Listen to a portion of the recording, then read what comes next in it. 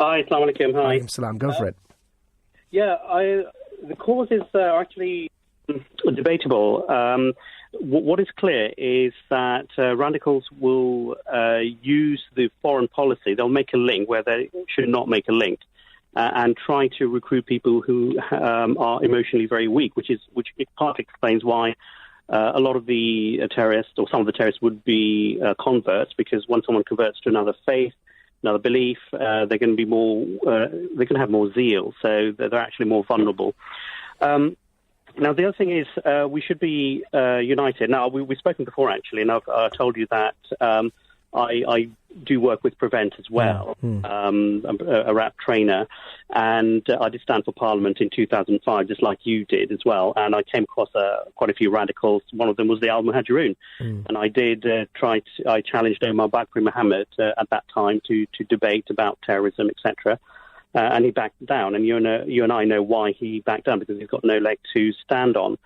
I am well aware of critics of Islam. I mean, they normally would feel frustrated that, Muslims are coming on and saying it's nothing to do with our religion, etc., etc., and they just get fed up with it. So I think my message to them is, we are with you, definitely. Islam does not support terrorism. I am well aware of the arguments made by critics of Islam, such as, Robert Spencer, Steve Emerson, and even ex-Muslims like Ayn Hirsi Ali and Ibn Waraq. And I would say they're wrong. Hassan, tell me, you said you were involved in Prevent. Prevent, for our listeners, just so they know, is the government policy to try and prevent extremism in this country. It comes under the contest strategy to prevent terrorism, and there are 4 Ps. Yeah.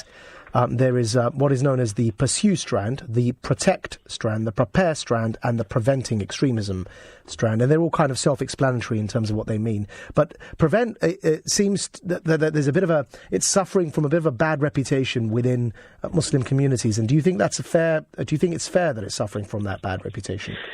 Yes, and that is so frustrating, because only the bad news will get out. I mean, I was involved in a debate with local Ramadan radio two Ramadans ago, and there was someone who represented Cage, I think, or someone quite sort of linked with Cage, and they were really slating Prevent.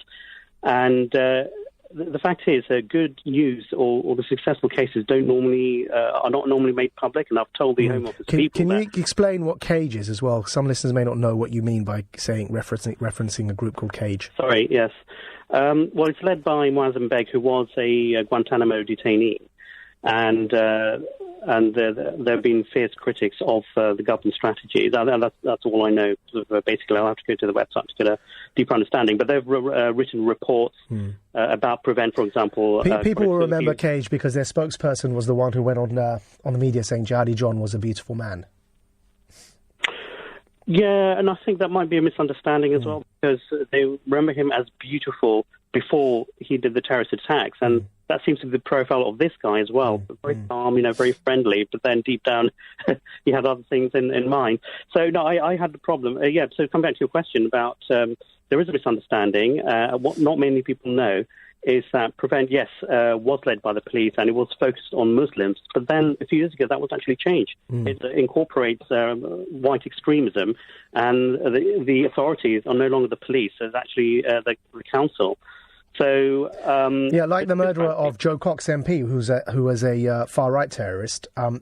Actually, the truth is that the fastest growing rate of referrals to the government Prevent programme are currently related to far-right extremism cases, though in sheer numbers terms, the majority are still related to jihadist terrorism. And I think I just wish sometimes that people within Muslim communities realise that actually the Prevent strategy is there to prevent both forms or all forms of extremism. Yeah, exactly, and I think that they up the ante. These radicals like Cage or Hizb-ut-Tahrir, they have this infatuation with the intelligence services, so they think that they're everywhere, looking. They're always behind your backs. I mean, they're not God, they're not omnipotent. And what people don't know about Prevent, and let me make this clear, if someone is referred to Prevent, they do not come under the police radar, they do not come under the intelligence services either. It's to prevent people from journeying on this road towards terrorism. That's what it is. And everyone should be involved in this. And, in those 2 hours discussion, I'll make this my final point, discussion I had on Ramadan Radio, it seemed that the government was the enemy, whereas all the communities, Muslim communities and the government are working together against a common enemy, which is terrorism. Islam is against terrorism. Yeah, and it's times like this, Hassan. Thank you, by the way. Thanks for calling in. I do remember you calling before. I recognise your voice, so thank you for being a regular listener on this show. That's Hassan there from Slough. And it's times like this that we're